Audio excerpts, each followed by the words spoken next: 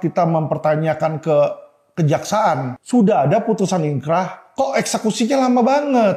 Padahal nggak ada aset-aset ini yang harus dilelang. Sudah jelas aset-aset tersebut dalam bentuk cash. Ini yang menjadi dilema, teman-teman. Dan ini yang bisa menjadi celah bagi oknum mafia hukum untuk bermain. Jadi tolong agar kejaksaan segera mengeksekusi putusan tersebut. Jangan menjadi rampok dan maling.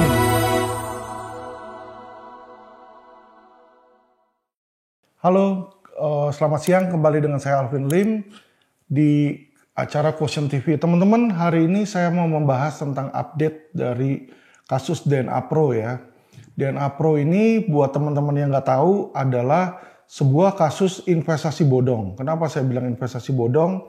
Jadi mereka menawarkan sebuah investasi yang menggiurkan, dibilang returnnya besar ya di atas bunga deposito. Tapi ternyata menggunakan robot trading yang fiktif, teman-teman. Kenapa fiktif? Jadi robot itu hanyalah sebuah modus. Ujung-ujungnya uang yang dimenangkan beserta modalnya tidak ada yang bisa ditarik pada akhirnya ya. Jadi kasarnya ngomong uangnya dibawa kabur lah, dirampok di situ, teman-teman ya. Jadi seperti yang kita ketahui dalam robot DNA Pro ini sudah ditahan, orang-orangnya sudah ditahan, sudah juga ada putusan pengadilan ya. Dari pengadilan sudah inkrah putusannya. Dan putusannya itu dalam DNA Pro menyatakan bahwa uang yang disita juga aset-aset yang disita merupakan hasil kejahatan. Jadi ini isi keputusan majelis ya. Uang dan aset itu merupakan hasil kejahatan dan harus dikembalikan ke para korban yang namanya ada di dalam putusan ya, atau di listed di situ sebagai korban. Kenapa putusan pengadilan menyatakan dikembalikan kepada korban yang ada atau yang melapor atau yang ada di dalam putusan adalah begini, teman-teman ya. Jadi hakim itu tidak punya waktu untuk memeriksa apakah seseorang itu benar-benar korban atau bukan, atau berapa jumlahnya ya. Nah itu sudah dilakukan pemeriksaan di dalam tahap penyidikan. Jadi di dalam tahap penyidikan itu korban-korbannya sudah diperiksa. Jadi sudah tahu berapa jumlahnya korbannya di situ. Terus dari jumlah korban tersebut berapa uang masuk, berapa uang yang udah ditarik, berapa sisanya. Itu sudah diaudit. Jadi ketika di dalam penyidikan, kenapa kami tahu? Karena LQ Indonesia Law Firm adalah salah satu lawyer yang mendapatkan kuasa dari para korban DNA Pro. Ya karena kita mendapatkan kuasa, kita tahu. Dan kita juga dipanggil, kita juga mendampingi waktu itu para korban yang diperiksa di kepolisian ya. Dan disitulah korban-korban di mana klien kami itu sudah dimintai data-data pendukung. Jadi polisi itu sudah melihat dan sudah mengkonfirmasi bahwa memang satu ada buktinya, baik itu biliet atau rekening koran ya, atau bukti penyetoran di mana benar-benar uang itu masuk dan berapa jumlah keluar, jadi berapa jumlah outstanding. Nah itu sudah dilakukan melalui audit ya. Nah sekarang timbullah dilema, teman-teman ya. Kenapa ini kita mempertanyakan ke kejaksaan, sudah ada putusan inkrah, kok eksekusinya lama banget gitu ya. Padahal nggak ada aset-aset ini yang harus dilelang. Lain kalau kita ada aset-aset banyak yang harus dilelang ya, seperti Indosuria. Ya mungkin banyak ruko, banyak kendaraan yang harus dilelang. Oke lah, itu butuh waktu lama. Tapi kalau dalam DNA Pro ini kan sudah jelas aset-aset tersebut dalam bentuk cash tunai yang ada berada di dalam akun rekening bank. Jadi itu bisa tinggal langsung dikembalikan ya. Jadi diduga ini ada oknum yang bermain. Diduga ada oknum yang bermain. Kalau kita tanyakan ke Kejari Jakarta, Kejari Jawa Tengah ya, kalau Jawa Barat, Bandung di situ mereka lempar katanya orang Kejagung, ada yang mau agar seluruh korban ya, baik yang namanya terverifikasi atau terdaftar di putusan maupun yang tidak terdaftar di putusan. Nah, ini yang menjadi dilema, teman-teman, dan ini yang bisa menjadi celah bagi oknum mafia hukum untuk bermain. Kenapa saya bilang seperti itu?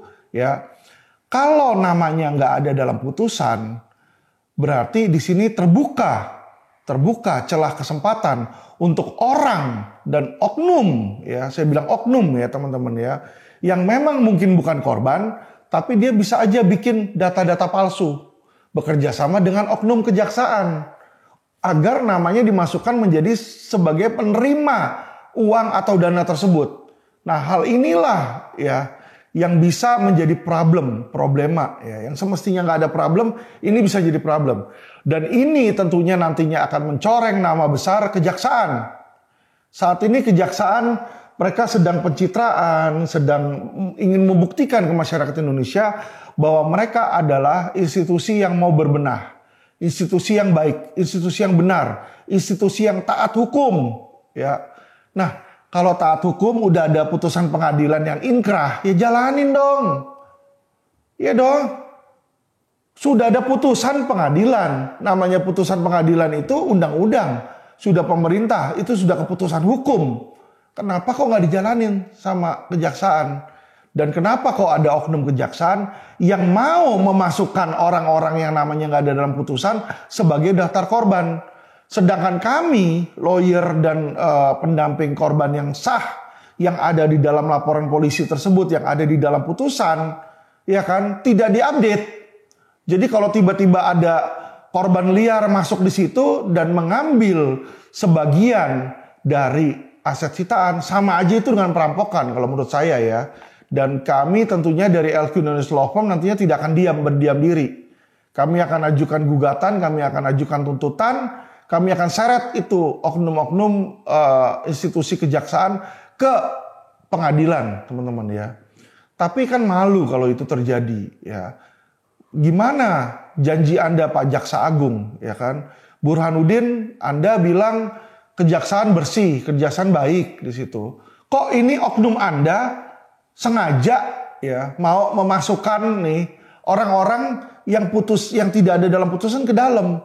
Dan bagaimana itu tanggung jawabnya terhadap korban-korban yang memang sudah sah ada dalam putusan? Ya tentu saja korban yang nggak ada dalam putusan itu nggak sah kalau diberikan. Kenapa saya bilang seperti itu? Belum ada pembuktian di pengadilan bahwa dia adalah korban. Yang namanya korban kejahatan, adanya kejahatan apalagi pidana harus dilaporkan dan melalui kepolisian, penyidikan di kepolisian. Penyidikan inilah yang membuktikan apakah alat buktinya ada, cukup, unsurnya terpenuhi, siapa korbannya, berapa kerugiannya, itu di kepolisian diverifikasi melalui penyidikan. Ya, dan nama penuntutan meminta hak tersebut dikembalikan kepada korban. Jadi bukan setelah putusan ada, baru siapa aja yang mau korban dikasih duit. Nggak bisa seperti itu, Pak.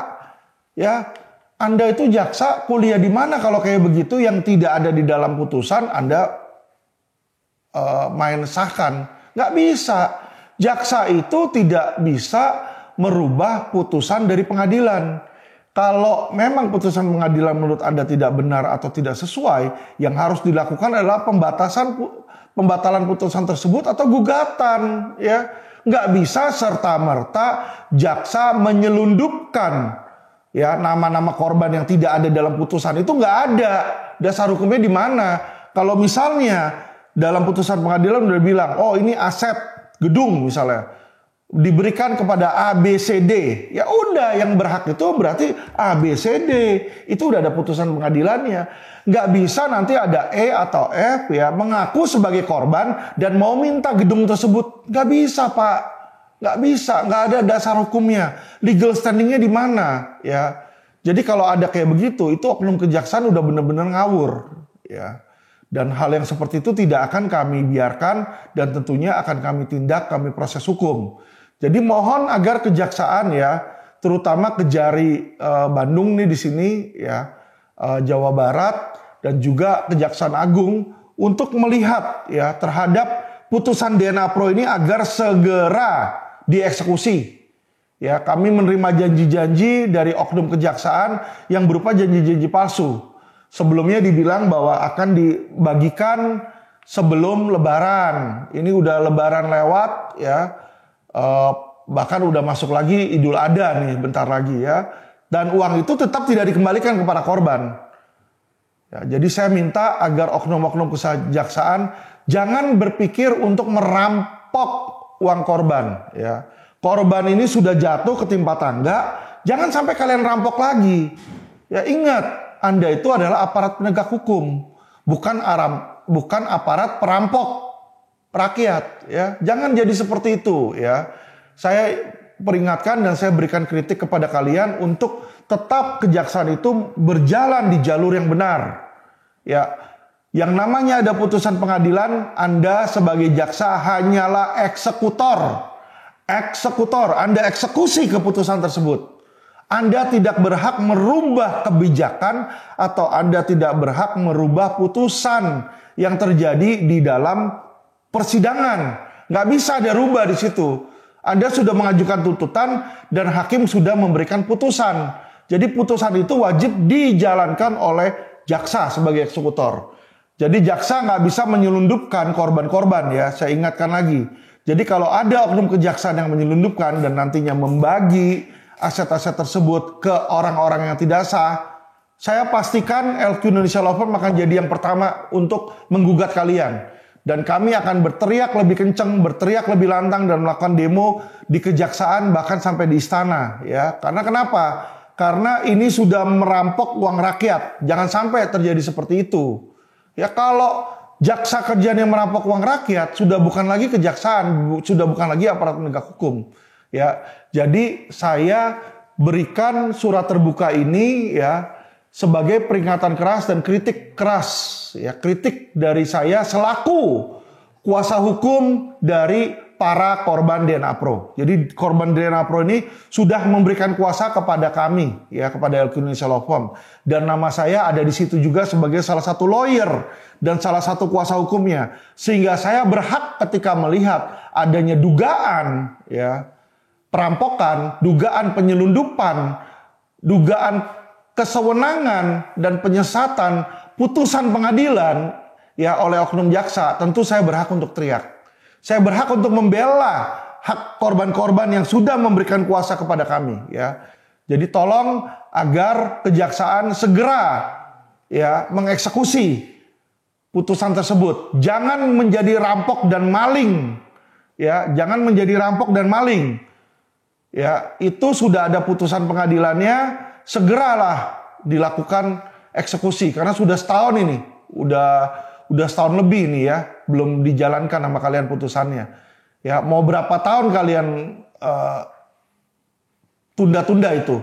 Apakah memang benar ada niat dari oknum kejaksaan untuk merampok uang rakyat? Ini menjadi pertanyaan kami, ya. Tolong segera dana tersebut dibagikan sesuai putusan pengadilan. Saya nggak minta lebih dari situ, ya. Saya minta agar putusan pengadilan itu dijalankan, ya, dan keputusan itu dieksekusi sesuai dengan apa yang tertera oleh menjadi pertimbangan hakim, ya. Jadi kita hormatilah, mari kita semua, baik itu jaksa maupun lawyer maupun para korban, ya, mari kita hormati putusan pengadilan. Kalau nggak suka dengan putusan pengadilan, silakan lakukan upaya hukum, ya. Apakah itu perlawanan, apakah itu banding, apakah itu kasasi, silakan. Tapi kalau sudah ada putusan hakim yang mengikat, ya, seyogyanya kita selaku masyarakat harus taat dan tunduk kepada hukum, ya. Jadi saya minta jangan berlama-lama, segera dieksekusi itu, ya, dana. Karena kenapa? Karena kalau nggak dieksekusi berarti ada kemungkinan keinginan dari pihak kalian ini untuk menggelapkan atau mungkin ada sesuatu kejanggalan, ya, dugaan penggelapan ataukah mungkin ada oknum-oknum yang mau merampok atau menyesatkan atau menyelundupkan korban, ya. Tolong ini menjadi perhatian. Terima kasih dan salam cerdas hukum.